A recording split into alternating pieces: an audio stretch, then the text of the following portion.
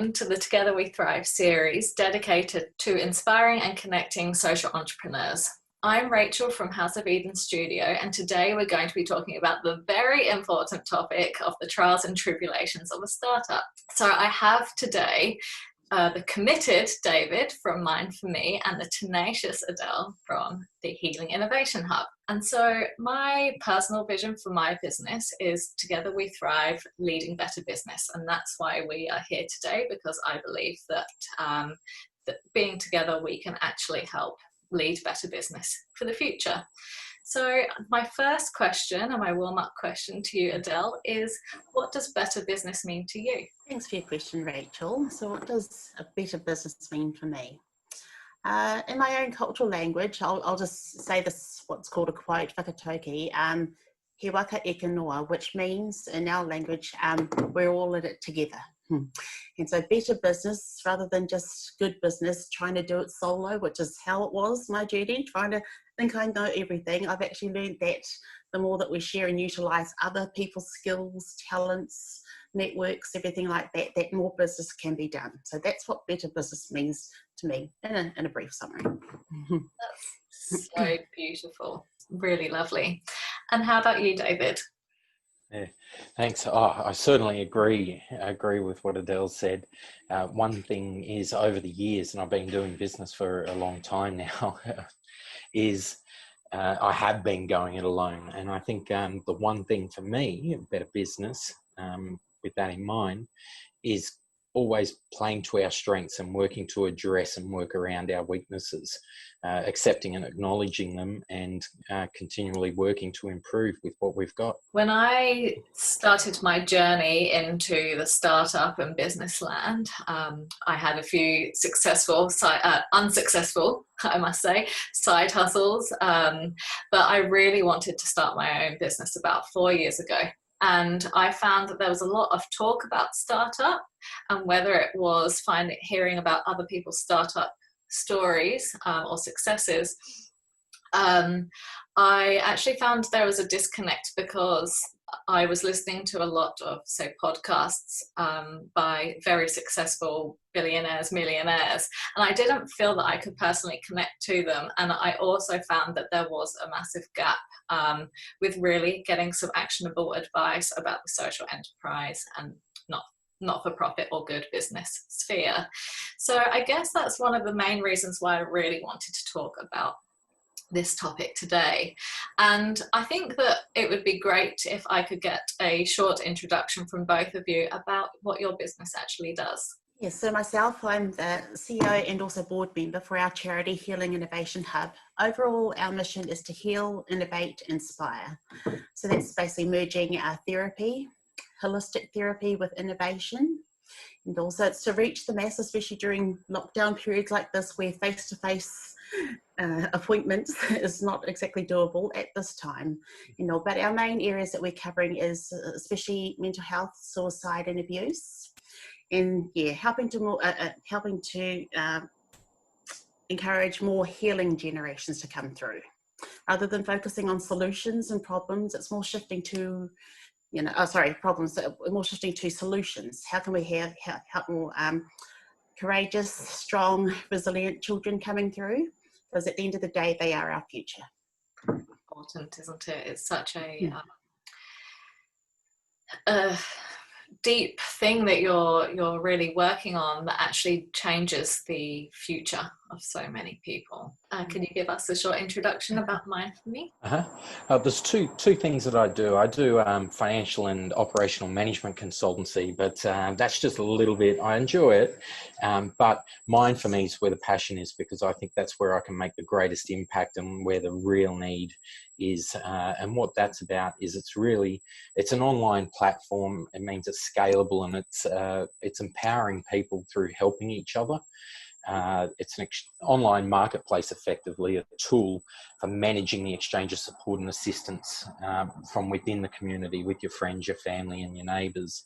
So rather than relying on the volunteer organisations or anyone else to manage it, you can actually put the calls and offers of help out there and you can control whether it's just amongst your friends and your network, or you can open it up to your community and choose who's to do what for each other, and taking the financial aspect out of it, so you can get a babysitter, or at times like now someone to help out get whether it's medical or groceries, or help with the garden, or any little things, nothing too small, nothing too big, but non-commercial. It's really just about the neighborhood type thing and people connecting more with each other and being more supportive. I recently heard a podcast that you did, and would you mind actually just telling us a little bit more about the non-financial part of the business? Because I think that's a very interesting point. The tool, the way that it works is it uses a points-based approach, so kind coins. So when you join the platform, you verify a mobile number, you get so many of these kind coins. And it's essentially 60 kind coins is an hour of help, and you can only earn them and spend them through helping each other. So it means people are always there to give and receive. People aren't taking, but it means people can maintain pride when they're asking for help, because they're not just asking for a favor, they're not asking for a freebie. In some other way, them or their family or someone else is doing something in return.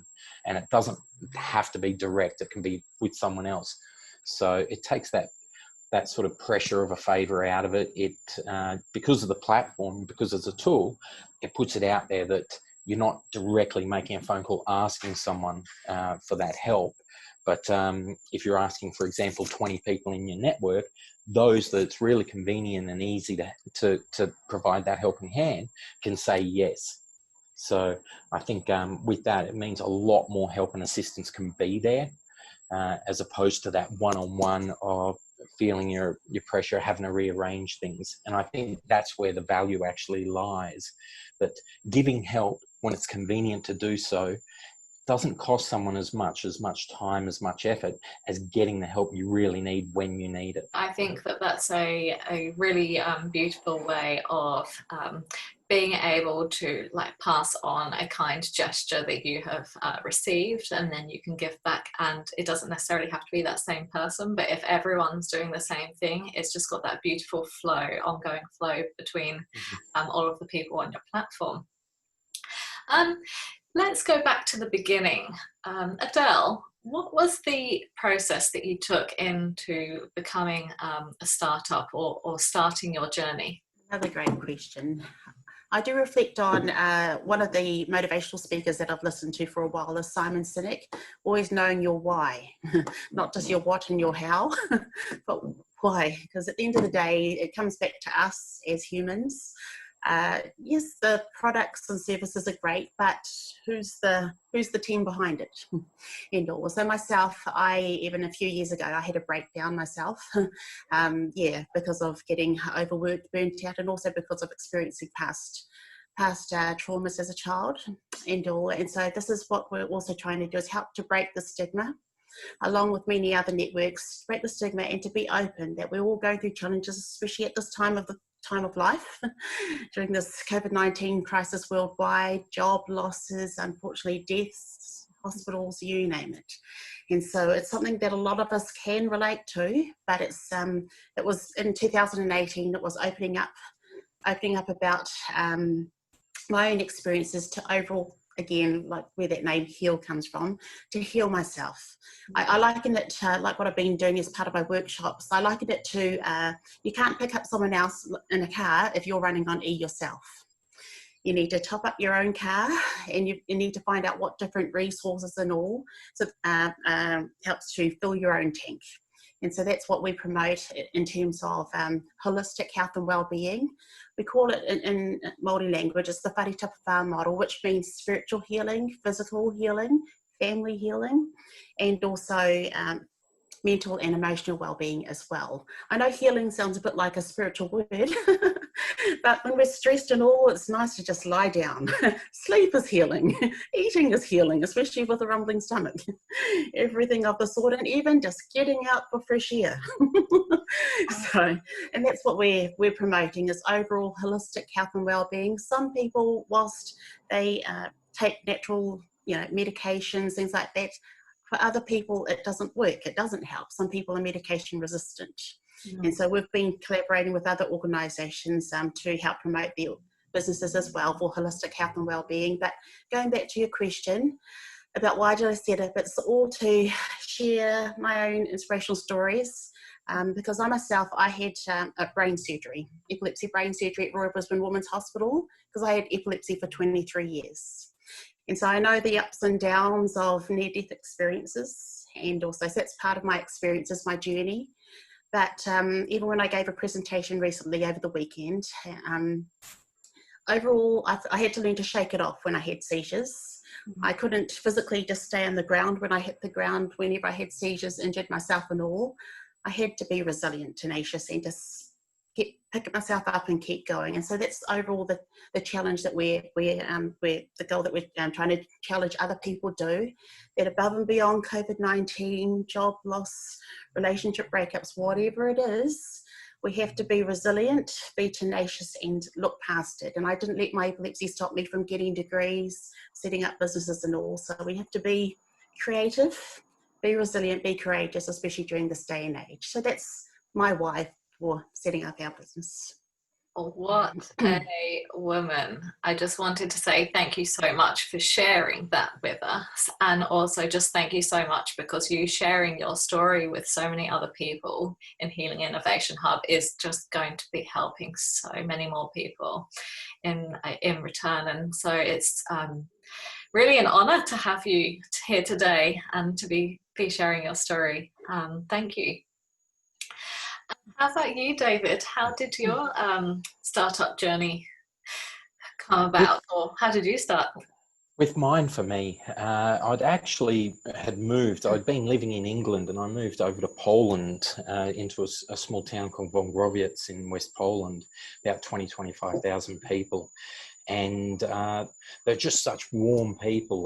The hospitality there, every time you go into someone's place, they're just trying to find food or drink and things to give to you. When you walk into the shops, and this is one of the places that has the butchers and the bakeries and a lot of that around, just small shops, and people would all say hi and bye when you're entering and leaving a store. And it just felt that good. But it's a place that there's a few places I've been to and spent a bit of time in that have gone through a lot more difficult times than I have, or where I've grown up. And just seeing that people that have their needs, they'd have struggles, but they just manage it on their own. And I couldn't understand when I'd have friends that wouldn't ask a neighbour for help. And we're living in these apartment blocks, these communist sort of blocks, so a lot of people are nearby. There's not a lot of restaurants and cafes, and we don't have the lifestyle that many of us are quite lucky to have here. But I couldn't get over why people wouldn't ask each other for help, and they just weren't comfortable with it. They were just used to managing on their own. But I know people are there and willing to help, but they need to know when someone needs help. And it reminded me when I was young growing up. I was born in Brisbane, but growing up in Canberra, my parents were part of a babysitting club in the suburb there where we were, and they had little laminated tickets to keep it fair. But they had a list of people in the club, and sometimes you get a little newsletter saying these people are looking to do more and help other people out, earn more tickets. And I just thought that can apply, in a bigger way, in a more effective way these days. And I was working around technology and programming and different things then. And then I saw one old elderly lady before she passed away. A lot of the family were grouping together trying to help her, but it wasn't managed very well, and it was only a family. Her pension wasn't enough to cover her medication, let alone anything else. So there was no care, no other support, not from the government or anyone else. But sometimes we'd go to her home, and you'd have a lot of family there, and other times no one had visited for 2 days. And I just thought there's, really needs to be, and I can help work on a platform, a way to help connect people so that they at least know about this, and they can control and manage that help and just make more happen. So it was for years I was thinking, how do you create, because I come from a business background, how do I create a model that's is viable. It's got to be able to stand on its own feet. I can't rely on grant funding. I can't rely on donations and anything like that. And that's where I came up essentially over a period of years planning, battling with how to do it, came up with a membership base for it. So effectively that's for managing, supporting and developing the tool to do that, help to manage it. Yeah. It sounds to me like mine for me actually is what social media really should be. I think that actually creating a medium or a media that actually makes a community become more social and interact. That's what real social media actually is. Adele, looking back, I mean, you've obviously gone into a little bit of detail with us, but what were some of the pivotal moments that shaped your startup? Well, I myself, I have been to a few social enterprise world forums over the past few years. I even attended the one in Scotland in 2018. And it was definitely a real eye-opener in terms of the goodness that is out there. And like what I had mentioned before, being able to utilize each other's services and skills, because again, we can't operate without others, everyone, communities, individuals, other organizations, and it's all the matter of knowing what we have to offer and skills. So on our board, we have a First Nation psychiatrist in Brisbane. He's been running what's called vicarious trauma workshops for the past 6 years. So helping all sorts of people, including Indigenous people, to overcome traumas. But more in a holistic manner. Whilst he can give prescriptions and things like that, he doesn't. He's all about connecting with land and nature and medicines, things like that, and all. And so therefore, being able to, I used to think that networking wasn't really no big deal, anyone can do it. But now that we're limited due to being homebound a bit, I've come to realize that whilst experiences like this are well and good, still people are people.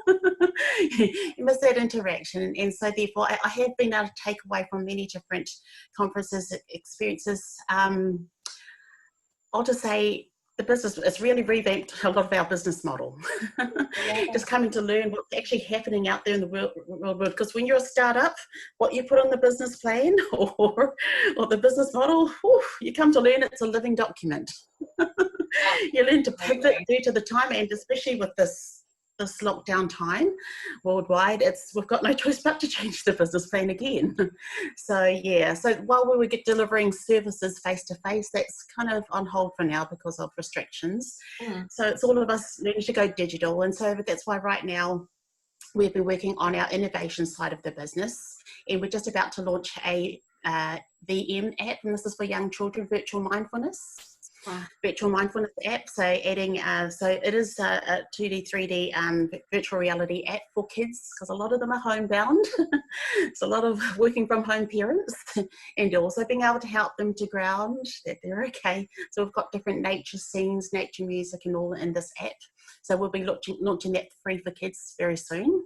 We just had to do a bit of homework with our doctor, with our psychiatrist and all. But just like how it is with our board members, it's all the matter of looking to see what different skills are out there. So even, I'll just say young blood, our younger generations coming through, fresh pair of eyes just to see what their future holds, because it could be different to other generations and all, what their future is. Myself as a kid, pen and paper and a few older things, but now it's like kids are born into technology. Absolutely. So just like what we're doing now, how can we put that healing into technology? So that's what we've been doing a whole lot of research for, and we've got other projects coming up as well. So it has been a bit daunting and scary, because it's just like learning how to use all sorts of technology for the first time, but hey, the younger ones, they're teaching us how to use it, right? It's a forever learning experience. Even when you started up a business till now, we're still learning. Absolutely.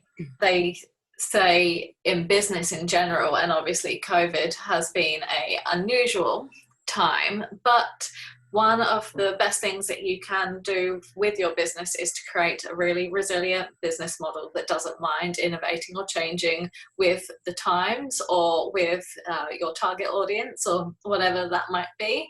Like you said, if you stick to a business plan that you started however many years ago, even it can change in a matter of days or months, as we've probably all seen as we've been on this journey. But I think, yeah, it is really important that you do stay resilient, but you do also constantly ask yourself, what can I do to make this better, or what can I do to actually still continue to help my audience even in a time of a crisis like this, because the need doesn't go away. Sorry, I just want to briefly add that change, don't we love it? But we've had no choice but to get used to it. And it's like the business change, it's ourselves change, and even just wearing working from home hat. It's like, okay, so we've had to, even just working from home, it's like, okay, you have to be your own boss here and just separate home life from what's business and all, and tell yourself to also go to bed. Self-care is important too, not just caring for others. And I'm very guilty of that, so thank you for the reminder. Especially in business, that's what, I have found that has definitely been a personal struggle. And how about you, David? What were some of the pivotal moments that helped you shape Mind for Me? Oh, I suppose it's been hard that bootstrapping business, and one of the advantages, like you've just touched on there, is when you're small, it's very easy to make decisions to change, to pivot, to make alterations. And at this time with the COVID-19 and everything that's happening, it's been hard and people are suffering.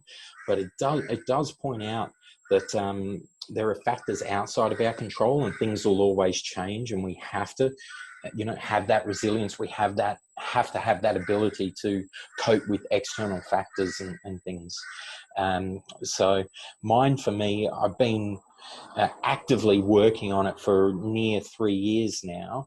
And with the COVID-19, we didn't need a pivot or anything like that. But when we talk about some of the core areas that it was built to handle, where the needs were greatest before, child minding, some of the pet sitting and help around the home and garden, some of the areas and the focus have changed. So the way the platform works, what we're doing and everything like that hasn't changed. But at the moment, there's very little child minding. So I've got a 7-month-old, and for I think it's 7 or 8 weeks now, haven't been able to, or haven't felt comfortable to have any form of babysitter or anything like that. So I do have some meetings and things where I've got him on my lap. Other thing like pet sitting, there are people like the essential service and the healthcare workers where just to have their dogs or pets looked after. One thing right at the start of it, I think RSPCA were reporting that a lot of owners were giving up their pets. I think people were worried, maybe financially, maybe also the time and things like that they couldn't look after their pets. And then the last report I heard, maybe that was some weeks ago now, but that a lot of people were then getting pets because they were stuck at home and they didn't want to be lonely and things. There's a lot going on.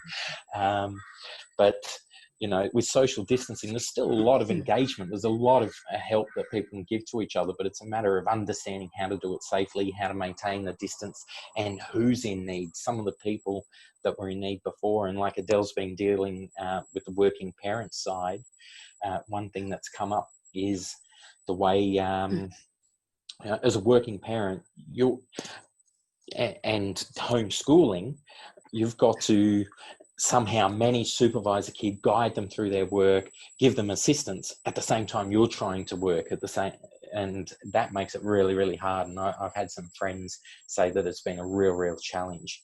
So one thing that we've looked at is the exchange, sort of the offering of help, where a student or anyone that has the time on can run, say, a Zoom session like this and work with one or more students and guide them through lessons and just help them, be there to support them, partly a form of supervision.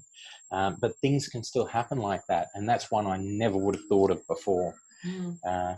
So it's just a slight change in how the platform can be used. so many things that we have touched on there that we could probably talk about all day, because there's so much opportunity that is arising from a time like this as well.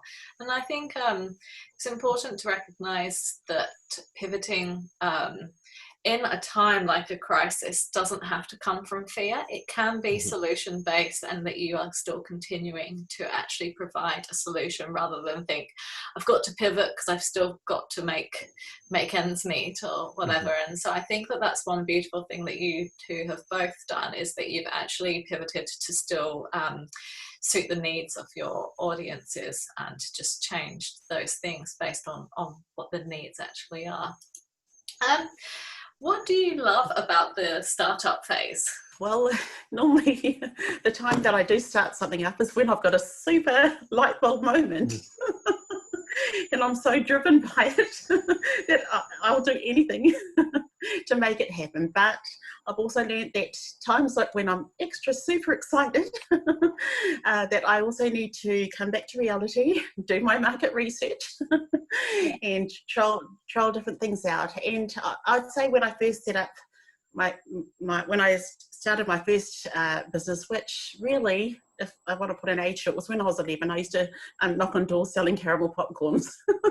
And I didn't even know what taxes were or anything of the sort, because it was just pocket money to me. So nothing beats real life experience. Yeah, you can have degrees and all these books and papers and resources, but actually real life experience of setting up money and things cost, and all these different things you come to learn. Okay, this is different to what I studied, or different to what I read about. And like what you're saying, this gap between ourselves and like wealthy business owners, a lot of us, even in the startup or even growth phase, just wondering, how do we get there? Not just for example for the purpose of financial gain, but overall achieving our different short-term, medium, long-term goals. And all. But sometimes we just think it's just so far that, like what I've also been reminded, even by attending different entrepreneur workshops and conferences, and even just talking to our own other business owners, sometimes we just need to, offload. And it's kind of like breaking rules of what I got taught at school: don't cheat. Yeah. But a lot of us are open to sharing ideas and information, because especially I'll share, this is what you don't do. Don't spend money on this, and don't spend 10 years reading that. Just do it. The Nike saying, just do it. Because and I remember being told that when I was studying leadership about 5 years ago. You can get whatever degrees, which is great, don't get me wrong here, but you learn more on the job than you do at uni. And going through the experience of it, sometimes it could cost a few $1,000s, $100, or financial matters, or even I also want to bring up the experience of working with other people, even your team. Remember that those abbreviations: together everyone achieves more, but having the right team. Yes, the skills are important, but overall, this is what I've learned: do we get along? Do we have the same mission? Are we all on the same boat to achieve the business mission achievements? Because a lot of people have all sorts of different complementary skills, which is great. But it's just all the matter of finding the right pieces to the puzzle so that we can create a bigger, better picture of achieving your different business goals and aspirations. Yeah. Absolutely. What are your favourite, or what do you love about the startup phase, David?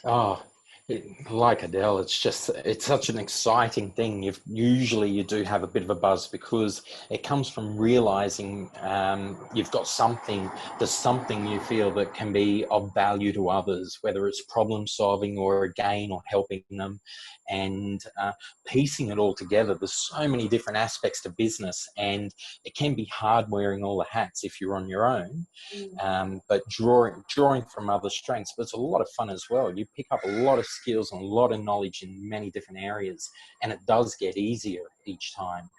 If you've never done a website, it's a lot easier. If you've you know, if you've gone through that process and you learn a lot, and it makes it a lot easier engaging with other people, whether it's within your team or a team growing or volunteers or a mentor or outsourcing, whatever it is, actually being in there, being involved in all the different aspects of it. It can be hard, but a lot of fun. Absolutely. Absolutely. Actually, while we're on the subject, do you consider Mind for Me and Healing Innovation Hub, do you consider them still in startup phase, or what phase do you believe that you're in at the moment? Well, it depends on which part of the business you're talking about. Because, you know, some parts can be advanced and other parts, you know, for example, a lot of us are not accountants. We're more good at the product or the service. But when you have to wear, like what David said, when you have to wear all hats, it's kind of scratching heads about different areas. And this is just part of being honest, where you can either take the time to learn those skills, and that's like startup phase, or outsource it. Yes, you know, outsource it to the professionals who actually do have the skills. It's their passion and all. And this is even like when I first started up, it was more, okay, I can do this. Yes, I can run this. I know it all. I came to learn the truth and reality of life. So, and as I say, typically things like accounting is normally one of the first things to get outsourced, because you do need to know your numbers. Yeah, because even when people ask you, so how much are you selling it for? I said, good question. Rather than just making an estimation and coming to find out that either, just coming to find out how much to charge anyway. And that's been my own personal challenge. I've done a SWOT analysis, strengths, weaknesses, opportunities, threats for the business, but I've also learned to do it on myself and each team member as well, because we all have our strengths. And so that's where choosing different staff members, it's pulling out the strengths of each person. And many times what they're not good at, either one, outsource it, or two, they actually learn the skills on the job as well. Yeah, and so that's what I've had to do with myself. That's what I mean by self-care. Yeah. So back to your question. Some parts are in growth phase. Some parts I still feel is in startup. So it's a very day-by-day experience, especially with this change of working from home. It's even learning technology and things like that. But it's a forever learning experience. Sometimes you're the teacher teaching others and presenting. Many times you're the student learning off others. So so many hats we're wearing here, and many times we don't even know the name of the hat. Absolutely. Absolutely. And when you do, that's when you outsource it. How about you, David? Do you consider Mind for Me as being in the startup phase at the moment? Oh, very, very much so. It was still pre-revenue, probably aiming to launch next financial year, so after July, but we're running crowdfunding at the moment. That's the closest that we've come to even thinking of revenue, but it's needed, bootstrapping it. I can't, putting so much time into it, it's hard for me to do anything else. So I do have to start focusing on that revenue aspect, and this is probably the longest I've ever taken in any venture I've ever done, without worrying about bringing money in. But it's needed for the sake of the platform itself and the people using it. It's such an important thing, and I think, like Adele said, you have to know the price and you have to know the value of it to people, and where the market is. So it's still learning a bit about that, and we've already gone through a lot with our pricing and things to be quite comfortable with where it sits as something rather affordable, and giving people the opportunity to experience it. One great thing with tech, unlike some other services, you can run a period of a trial and things like that. So we can get that, we can get feedback, we can learn from it before we really we've invested in the platform, but investing in the individual relationships. We don't have to do a lot of work just because one person has joined. So it's a good opportunity, I think, for startup in that space, that we can engage and do things even before the revenue. What do you look forward to most about when the business has reached a level of success that you no longer consider yourself a startup? Well, for myself, I have been asked that question many times when I've been giving different motivational speeches, because I've been doing it for the past few years. So what does success mean to you? Overall, being a social entrepreneur, my heart is always for helping to make the world a better place. Helping to improve society in whatever ways. And of course, seeing the goodness.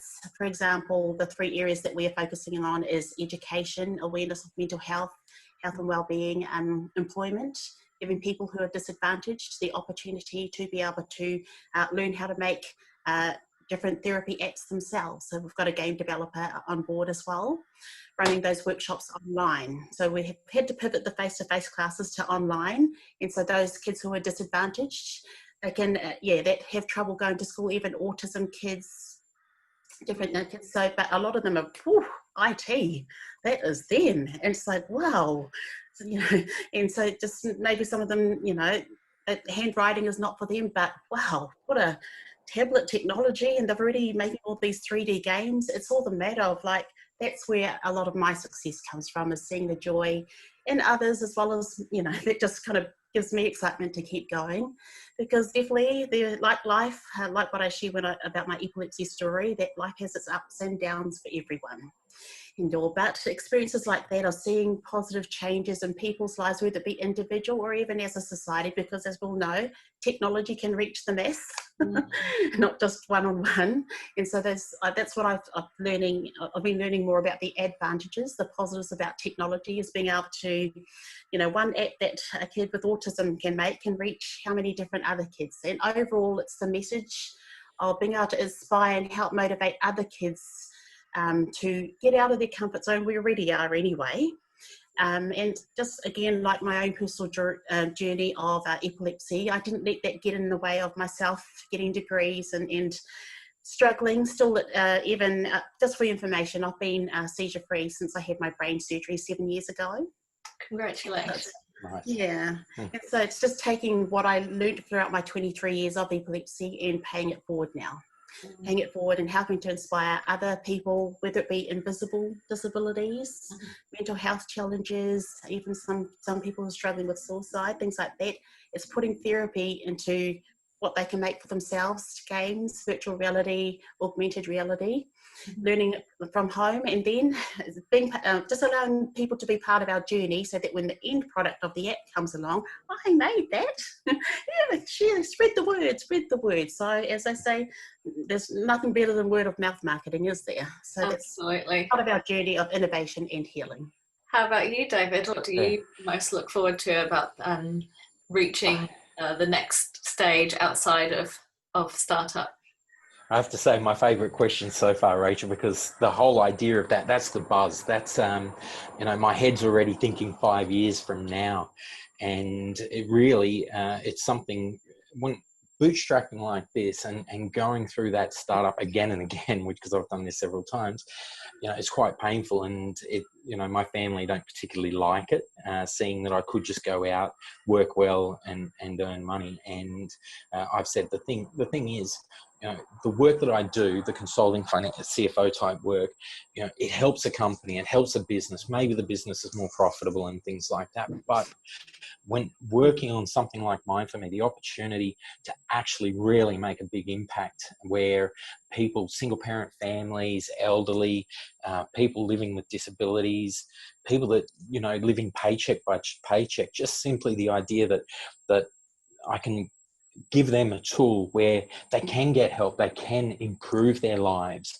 And it's the smallest thing, and it's things people can do anyway, but just to make it easier to happen and more of it to happen, to think that potentially those issues, relationship problems, domestic violence, the depression and things people face, and loneliness, by helping just bring together more connection, more engagement, more support, the smallest things, just the interactions. I think that's really exciting. And just to be able to make that difference, that drives me completely every single day. I've had many sleepless nights just thinking about it, and not even wanting to sleep, just wanting to do more. And I'm limited with the resources I've got, but like always, we do the best with what we've got, and we keep working to do, as you said, better business. I think something that you just said there, and also talking about what Adele said at the beginning, was connecting to your why, but then also seeing that future vision. That's what helps get through like the peaks and the troughs.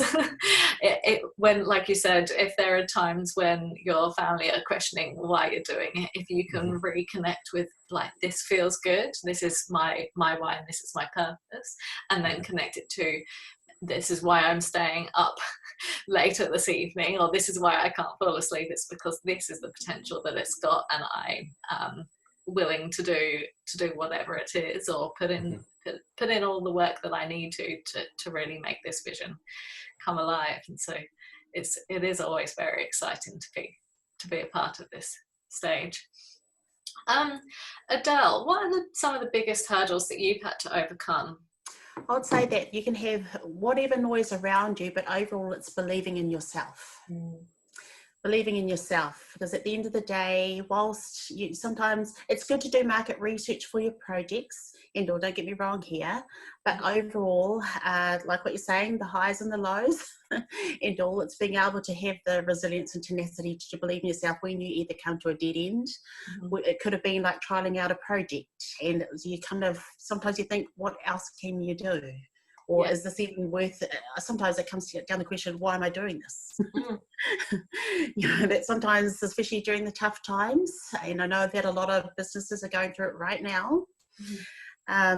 Sometimes it's a juggle with when to either carry on with a business project and try another avenue, or even sometimes for hard choices, having to shut down a business. And so, and not taking it as failure, but there's no such thing as failure, just learning experiences type thing. And this is part of like changing the business model. Sometimes it could be starting fresh again with a new business project. Of course, what has helped me during it, I do like, and sometimes I read some of my old journals of how it was with me. I used to be an academic kid growing up, getting A grades, and then with memory challenges, learning disabilities from my epilepsy. During my last year at school, I just kept failing, especially multi-choice exams. My mind would go blank. I used to have a lot of memory challenges. However, I came to learn that I was accepted into college even before I sat the end of the year exams. And that was a very eye-opener, and that just came to realise, so there's no one way of doing things. Because sometimes going to school, work, this is how you do it, that's all, no other way. You come to learn in the real world once you leave school, and even being a parent, being yourself, there's no one way of being human. As long as you especially believe in yourself. You can take other people's, going, attending conferences, getting advice, even mentoring, which is all excellent. It's well and good to have business mentoring as well. But overall, it comes down to you. Do you believe in yourself?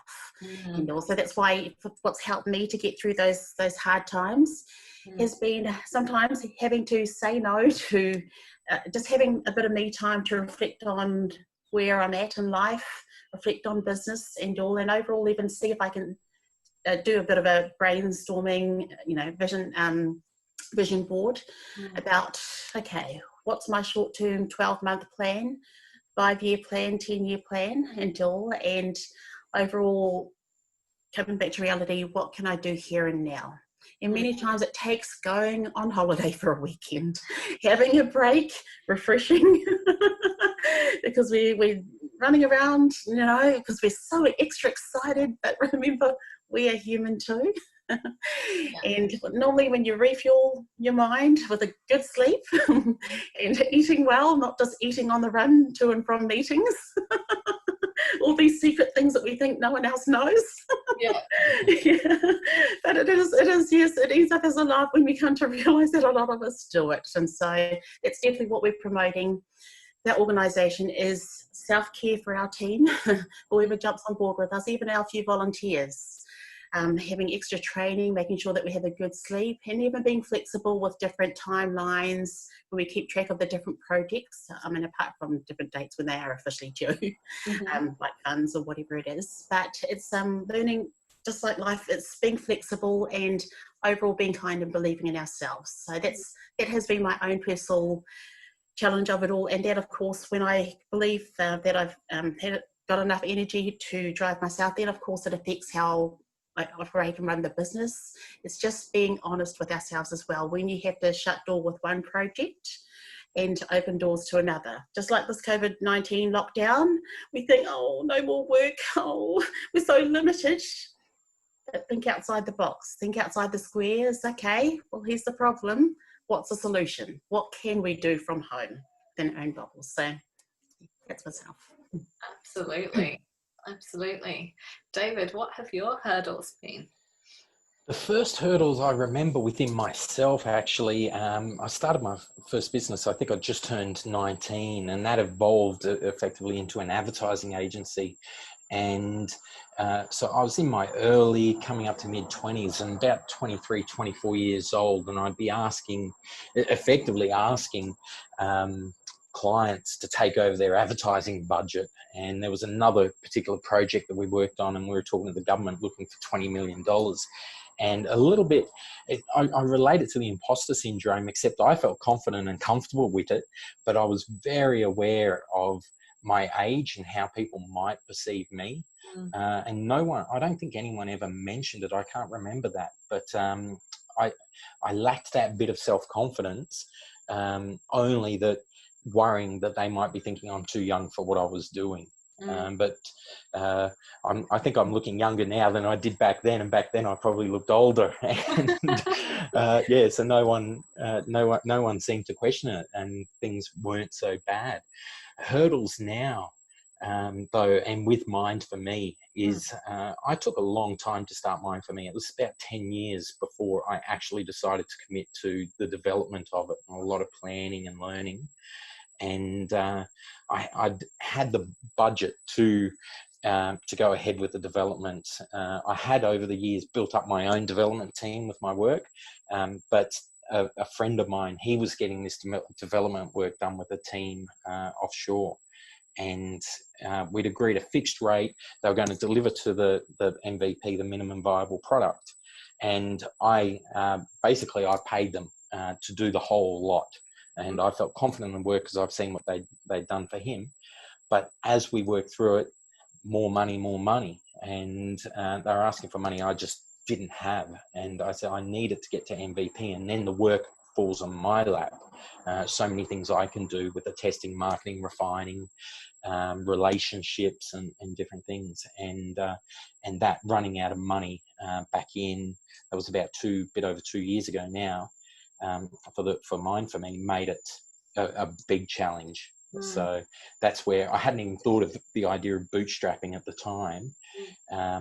But it's that then you end up questioning yourself, do I go for investment? I worry about investment as well. What do I do about making sure money and things can keep it going? Because talk to people and they're always saying that they want it, and you've got to deliver that and give them a tool that they can use, that minimum viable product. And the other, probably a couple of hurdles, one big one, and lately my other half's been really, really good, especially during this, is that family support and people around you. And it's just sometimes the closest people to you can be the ones that'll be the most critical. And they care about you and they want what's best for you, but they're not you, and they don't see things and what's driving you and what you want. And it's been a bit of a balance, because they think, and I've had it from my family, my parents, for a long, long time, that I do things the hard way. And that is the starting up and doing business and things, when you should just go and earn a good income and live well. Yeah. And I've never been quite driven by that. I like doing things and I like the activity, and it is much easier now, but lacking that support a fair bit, because they don't understand what the why. No matter what I say, they're like, but you've got a family to provide for, have a better life. You can provide more for them and do it. And that's a hurdle. It doesn't stop me. But it does slow it down a little bit, but some of my attention has to go to that more than I'd normally like, because I'll always provide, But we don't live in absolute abundance with materialistic things or driving new cars or anything, and we don't worry about that. There was one other, but it's slipped my mind now. But if I come back, if I pops back, I'll say that.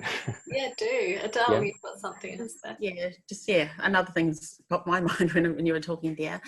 Also, another one is also taking risks. Taking risks, especially for the first time, because such things like dealing with investors, or or applying for funds, or taking risks. We come to realise when we're so comfortable, for example, the first time driving, that's a risk. Everything is a risk. But when we're so comfortable with it, it becomes like part of your subconscious mind.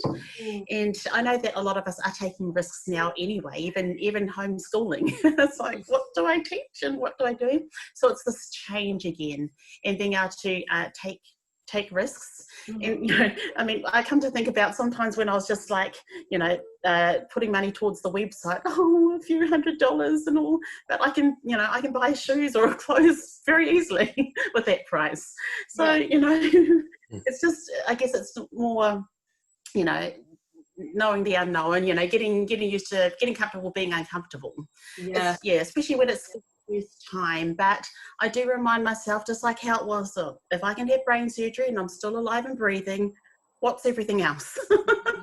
It's not my life. Whilst we're all homebound at the moment, we're still breathing. So I do remind myself of having gratitude journals, doing my daily gratitude. And it's a good activity that I do with my son, and a bit of mindfulness. We all need that, just to reboot, recharge that. Whilst, for example, a contract got cancelled. Breathe. We're still breathing. We're still alive, and so therefore sometimes, like what David was saying about family, well, sometimes they get the raw deal of us in terms of fatigue, tiredness, not much energy left. But then also when it comes to times like when I'm giving presentations and I'm all nervous and all, my son gets extra hugs than normal. He's my little cheerleader and celebrating me when I finish my presentations, and also, so you just got to look at life for what it is, and again, go through this this lockdown time, this worldwide time. You come to also ask yourself what matters most in life. So again, it's knowing your why. Absolutely. Yeah. I think that reminds me of what I was thinking, my other hurdle, and that's one that I deal with now, and I'm working on myself to improve it, which is it's around the why, and so much planning that I put into mind for me, that a hurdle that I've got to overcome much more in myself is being so close to it. And I know so much about the depth that's gone into the planning, into the system, and how it works and what it can do and why it does certain things, that when it comes to the communication side and people ask me about it, I've got so much in my mind that's right there that I don't answer in a very simple, easy way. And I don't know what other people, I don't realize what they don't know.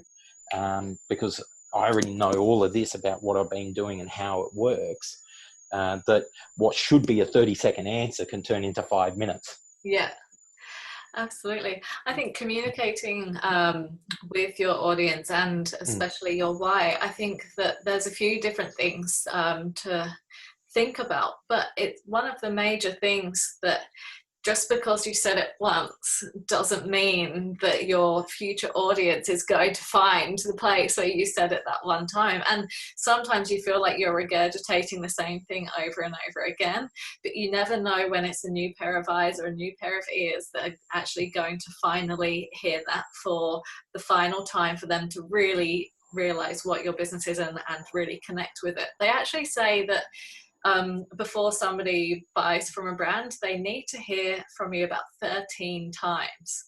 And so if you think about it, like you said, there's probably like 5 minutes that you can actually, of information that you can give people, but you can probably regurgitate that 5 minutes on a monthly basis in lots of various different forms, whether it be on your website or on social media or on a podcast or an interview.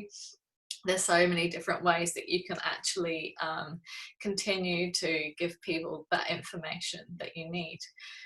Actually, one thing that you mentioned, which actually came up in a couple of our other interviews, was actually the process of journaling.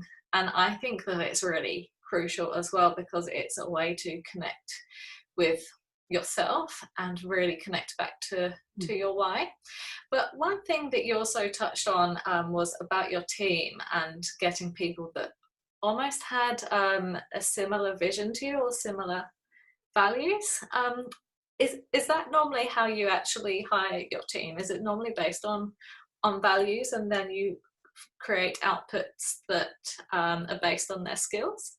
Well, it depends on the school, the role as to what we need, because sometimes we already know that accountants, they've already got the skills type thing. But even our other board member, Dr. Derek Chong, he runs those vicarious trauma workshops. So many times when we run those workshops with clients, they actually become future trainees. So we come to find out who has the passion, who has, especially, we've heard it a lot, the attitude. Attitude means everything. They may not know everything, but having the drive, the attitude to be able to even be open to learn whatever's necessary. And also, so that's how we've been finding our clients, because even like, for example, helping youth, I'm not youth anymore. I mean, and also therefore youth, being able to help youth, especially to break down a lot of the stigma of opening up about mental health, suicide, especially for males.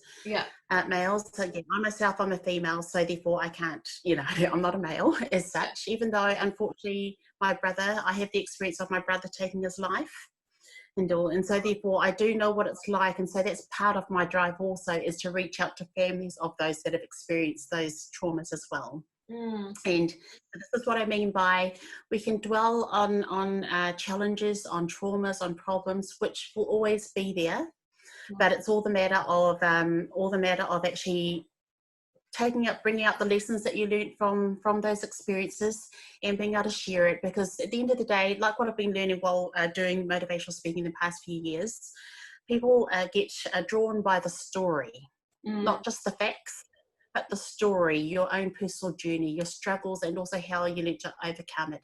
And so even for me personally, I used to struggle just to press start video. It's just like almost going on stage. It's like, breathe. Okay, sometimes it's this, oh, no one wants to hear my story. Oh, they've heard it last week. Oh, once is enough, whatever it is. But just being honest with myself, like what you said, that there are many others that didn't hear it. And if this can help save someone's life, so knowing that life is worth living, and even just sharing my own personal insights about how I've overcome those struggles in my life, and even dealing with my brother, then people, they can tell when you're genuine and when it's a more heart-to-heart conversation. And so being able to connect with people emotionally, because as we know, that most communication is non-verbal. You can say everything, but it's more overall what they feel during your presentation. So that's what we educate others is to learn to help empower and inspire other people, that what you think is, oh, no one wants to hear my story, it can actually save someone else's life. And I say that to myself too. Absolutely. And that's amazing, because you use your why to connect with yourself, you use your why to connect with your audience, but you also use your why to connect with your team. And so that shows exactly the importance of communicating it more than once, and making sure that you are constantly letting people know about the amazing work you're doing. Your story is just so inspirational. If you were to do this phase again, is there anything that you would do differently? Oh, business 1, 2, 3, you only get better. You learn a lot of the do's and don'ts, and I know it's a bit daunting when it is your first time startup business. It's so who can I contact for accounting, or what's a business plan, or lots of things. And we just have to be honest with ourselves, and you come to learn with your connections, your past connections right, accountant, you can move to business 2, 3, 4 now.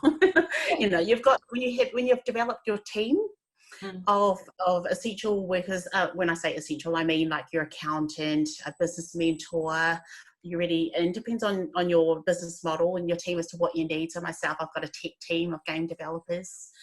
And so it's a bit different for them doing therapy, holistic virtual reality now, because they're so used to games and wars, whereas I said to fit our business model of overall healing, it's we'll delete all the guns, we'll delete all the fighting. This is overall help, a digital therapy applications. So it has been an eye-opener for those on the job as well. So, but yeah, that's so there's overall a new experience for them too. Whoever jumps on board with us, I said, are you ready to heal? Yeah. Like a very spiritual journey, but I said even just making the game, you'll be caught in the game, because you'll notice a lot of nature background music, you'll see birds and waterfalls. Yeah, so even making the game, so, and that's even what I've learned to open up to, rather than just kind of engaging people with just the end product, and this is just our business model, is actually get them to be part of the journey too. I mean, some things like accounting, not really, you know, that stuff, but we're actually making the games. And so even like my own son, he's 8 years old now, and he already knows how to make 2D, 3D games and all. And he briefly wants to join me. Sorry about this. So, like I said, working from home has its different experiences. Anyway, so you're making your own 2D, 3D games as well? Yes, and he's part of our little marketing resource that we're just about to launch for our virtual mindfulness app. I'm going on social media. Are you? Oh, that's amazing. Do you enjoy working for your mum? Yeah. Well, I'm not really for my mum. That's just what I wanted too. What's the best thing about working for your team? I don't really understand. Well, you like doing filming, don't you? Oh, yeah. So, you know, more experience for him, and I don't have to myself. It's win-win for both. Market research. Anyway, like what I said, juggling work and motherhood. Experiences, but yeah, and so if that's what he's been enjoying, you know, kids born into technology, whilst it has its place, nothing beats going for real life bike rides and walks and those activities outside the home. But if this is what makes him happy, of actually being part of learning to make the games, not just play the games, and doing a bit of filming and all, just like self-marketing here. I'll do it. So anyway, yeah, life is what it is when you're working from home, isn't it? Definitely.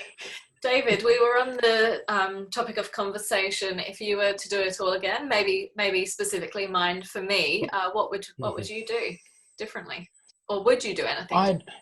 I'm not sure what I'd do differently. If anything, probably try and simplify it, try to find other ways. When people talk about that minimum viable product and testing the market, what can I do to strip it back without building so much of the platform that actively, truly tests it with the market, with people that are out there that will put it to use. Trying to find different ways, not just the surveys, not just conversations, not just finding out what people do, but maybe a simpler way to do it. There's a lot with the COVID-19. There's so many groups that have come up, mostly on Facebook, a few websites trying to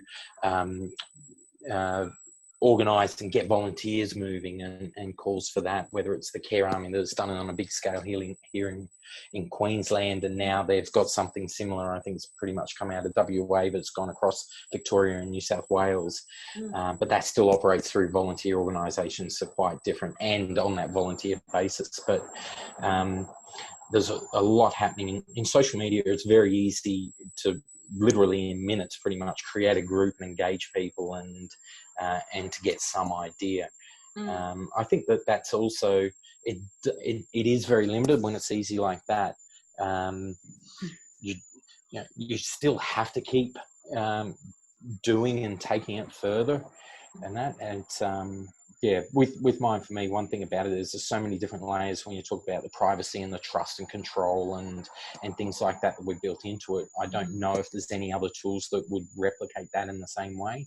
And that's something that I'd planned out. So that's a real hard one. Probably just try and cut out some of the steps and probably look to partner with an organisation or something like that to actually really get in the hands of just a small group of people, but really nurture that. That's one other thing I'd probably look at doing. And I'm constantly doing that, more or less working on doing that anyway. Yeah, absolutely.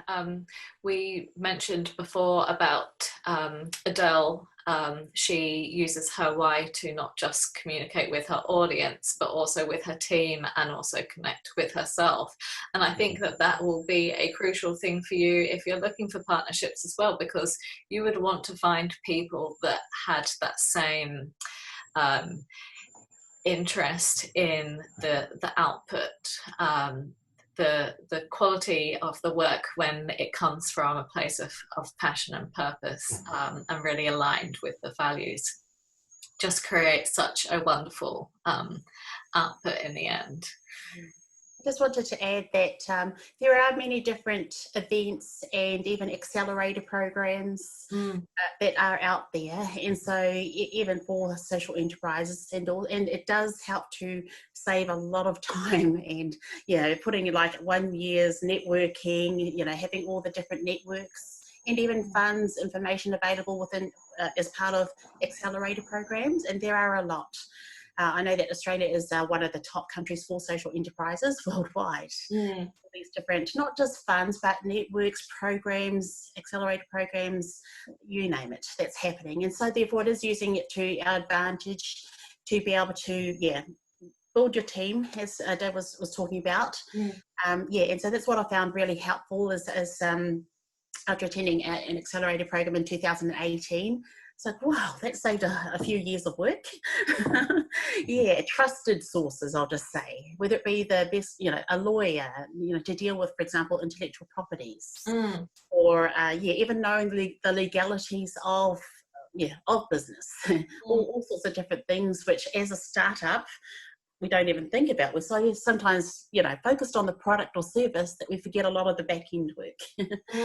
So getting a lot of those resources, I was like, whew, saves a lot of time.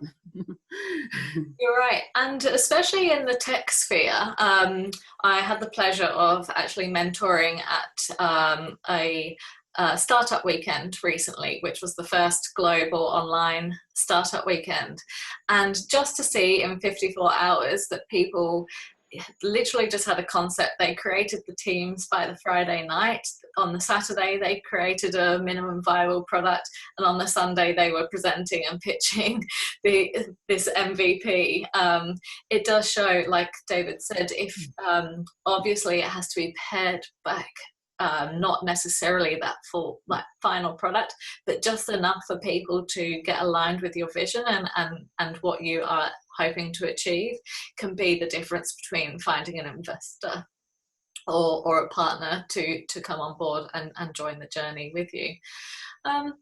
What advice would you give to other or social entrepreneurs or people wanting to start their startup journey? Well, myself, what advice can I give is, I have briefly mentioned it before, but know your why, be resilient, be tenacious, because it is not like we see the diagrams, it's not just straight whoosh.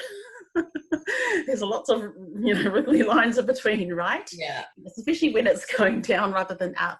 It's being resilient.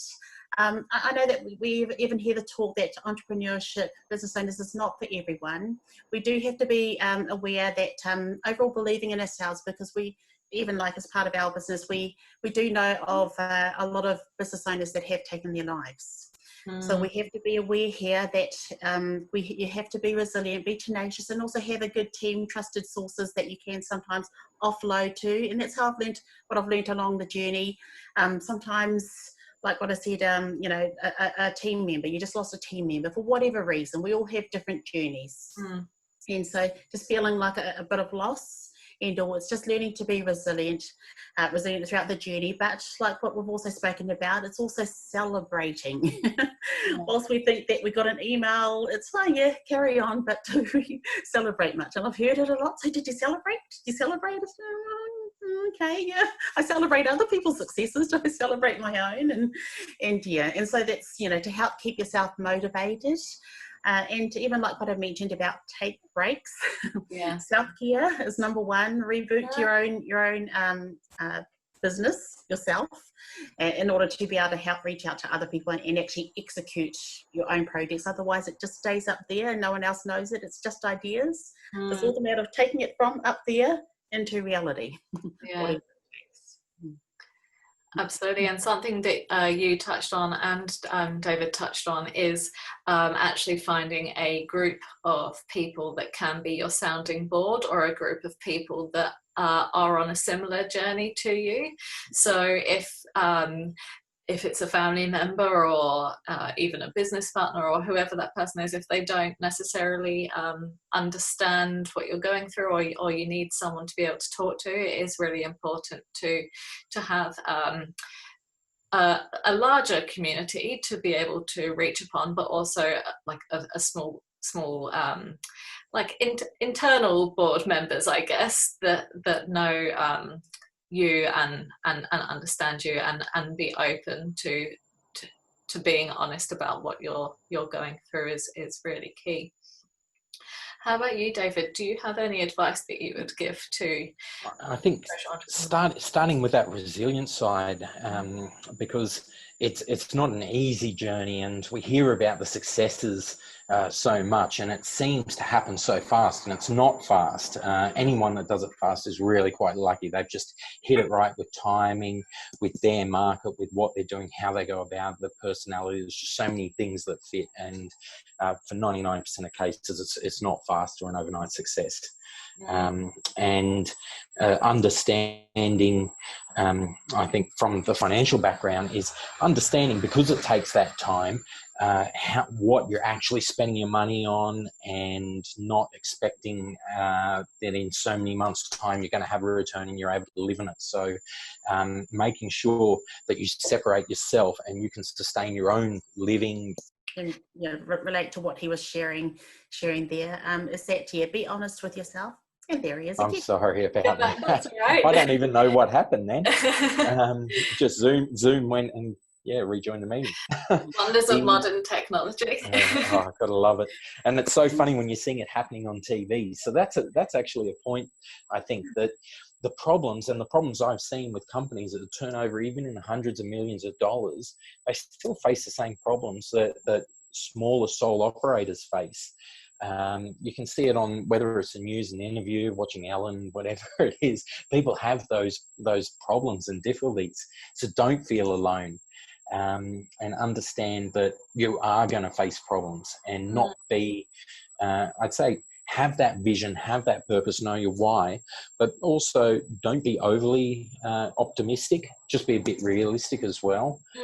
Understand what your weaknesses are, and whether it's that financial management, whether it's HR and people, whether it's marketing and being the face of it, whatever it is, find ways to work around it, to address it, to even if it's asking for a favor, or maybe you do have to learn a lot in that area.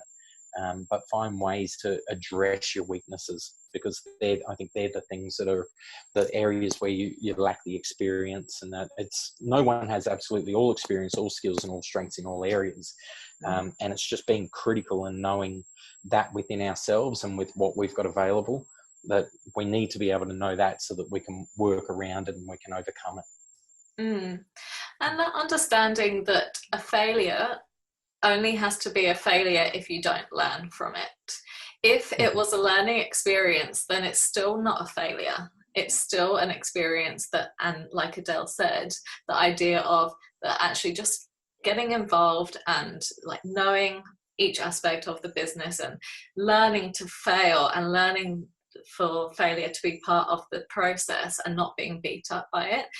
Even if the failure is that I haven't had much sleep, learn from that and learn what you need to do in the future to not just look after yourself, but look after your business. If that failure is the loss of an employee or the loss of a client or not getting enough sales, is okay, I can either use this failure as to drive what happens with my business forward, or I can use this failure to actually learn from it and develop and innovate, which brings us back to that conversation that we were having at the beginning. Are there any other tips or advice that you'd be able to? I just want to jump in only when you're talking about failure, that success and failure, when you ask about success as well, I don't think it's always so black and white. But even businesses that I've run in the past that I've closed down or walked away from or sold, you know, I've never considered it, whether it's a failure or an end. It's just, you know, doing different things that's right for me at the time. And I think I've always learnt from everything I've done. I hope so. I like to think so. But also success. There's some like Leanne Kemp, the Queensland's chief entrepreneur. She still considers her business a startup. And I think the last, when she told me that, I think their valuation was over 60 or 70 million. And it's sort of like, okay, you know, where is success? You know, I don't think people start a business and work on this, especially when you're in that social purpose space, that you don't see a finish line.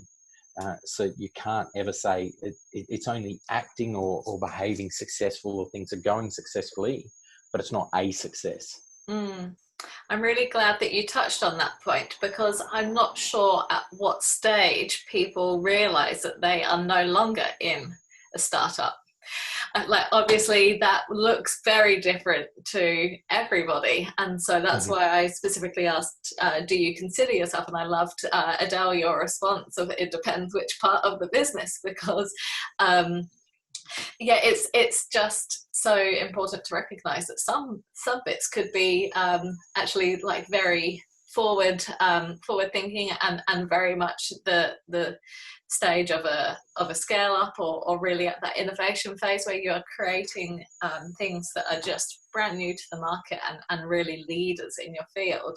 The other stages are at the very early startup point. And so yeah, how do you consider, like, how do you know, okay, I am past this startup phase? I think as human individuals, we're just going to be constantly critiquing ourselves and our businesses and wondering where that line is drawn. Yeah, like David said, that not everything has a name. Yeah. like the hats that we're wearing. Many times we don't even know what it is. It's our first time doing it. Yeah, I remember just the first time, even just such things like how to boost posts on Facebook. Things like that. It was just because, you know, when you're so focused on the product, when it comes to the marketing, it's like, yeah, simple things. And it's even having to get past your own fears of, I don't know what I'm doing, to just overall giving it a go and having to, again, be honest with ourselves that, okay, do I have the patience to learn, or who has these skills that I can either outsource to? It's just being honest with ourselves, and just I've also just one other advice that I'd like to give is that we can attend as many different meetings as we want, but what is actually being executed?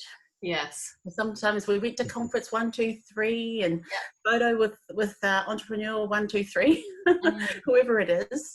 But at the end of the day, what are you taking away from it, and what are you actually putting into action? That's the big part. So I've had to start reducing my conferences now. I think I've kind of been to enough for now anyway, to actually, okay, it's more action now. Absolutely. I don't know about you two, but I personally have found that you hear that information over and over again until you're ready to hear it. But I have found when I have created the most action is when I have put an investment into it. When I've heard that information in a free form, what I actually need to do, or the actionable steps, I might pop them on paper, but there's always something else that can take precedence over it. Whereas if I've actually invested in myself to actually hear that information or to finish that task, it pretty much gets completed because you've actually put like some money to actually create that action. And so I actually would probably add to what the both of you have said, and yeah, definitely investing in yourself can actually create some massive change within you and within your business. Do you have any other advice before we go to our quick fire round? Okay. I'm sure I do, but yeah, it'll take too long in too many areas. But I agree, like you said, it comes down to commitment, and we can find so many ways to distract ourselves, whether it's attending conferences or going to webinars over and over and over. But we've got to make sure we're gaining from everything we do and kind of prioritize that. And it's certainly good for networking and being out there, but it comes down to that action. It comes down to doing. It comes down to taking those steps and moving forward. Otherwise, it can be a distraction, and it can hold us just floating in that same position. So sometimes we do have to break away and ourselves or with our team keep moving. Yeah, I think they call it procrastinating these days because you're learning, but you're actually using it as a way to procrastinate and not just get some stuff done. Learning's definitely a very important part, but action is obviously where you create the flow. So very interesting. Adele, we'll finish with a quick fire round. I'll start with you and I'll ask you a quick range of questions, and then I'll do the same with David. So Adele, passion or purpose? My passion? Well, I have 4 passions personally myself. So that is entrepreneurship, learning, also sign language, and helping others. And so being able to apply a lot of my passions into real life, even helping the deaf community to create their own jobs, even using sign language, mindfulness and all, because I know that a lot of people get drawn to sign language. Yeah. Even when I gave a presentation the other day, I got everyone to learn the sign because we're limited with physical touch. So I taught them the basic sign for kiss and also handshake. So I said, you can't get COVID-19 from that. So it's just something to lift the spirit and all. And yeah, and so that's my why, like what I mentioned, also entrepreneurship. Whilst it is challenging, we've touched base on that before, I do get excited learning new things. I'm just one of those put up my hand type people. Ask questions, lots of questions. And yes, a lot of people notice that I'm very enthusiastic. I just get excited when I learn new things that will overall help to make a positive change, and that is part of my drive of what I'm doing. Yes, it keeps me going through those hard days, but yeah, that's my why. Sorry, what was the other question again? That's all right, we'll go on to the next one. In fact, I noticed you doing some hand gestures earlier, and I did mean to ask you if that was sign language, because I just wish I knew more sign language. Do you consider yourself an introvert or an extrovert? That's a very good question. Depends on my mood of the day. I'd say both. Yeah. When it comes to trying to get stuff done and not go to as many conferences as I used to. When you're in startup phase, when I was in startup phase, it's more like an extrovert because I don't know many people. I need to get out there and ask questions, things like that. But for lots of reasons, I've had to more stay within my own bubble, and also coming to realise again the importance of self-care. So sometimes even just being assertive and saying no to other outside things and more actually getting things done at home. So it depends what experience, but I'd say both. Yeah. Do you like to ask for help, or do you do it yourself? Oh, it's like it's kind of like I'm catching myself out here. Okay, let's be honest here. I used to really, really honestly struggle to ask for help. Yeah. Internally, I know I've needed it, but it's only just been over the past year that I've started to reach out and ask for help in whatever ways. I was just so used to being a very independent person. But being honest, and authentic with myself. Being honest, authentic with myself, that I don't know everything. And if this is all part of helping other people, it's actually using other people's skills and other strengths together to make a bigger picture, like what I've said. And I've always used that quote: "Team together, everyone achieves more, not just myself." Yeah, I love that. And do you consider yourself a visionary or creative? That's another good question too. I will say, that's a very good question.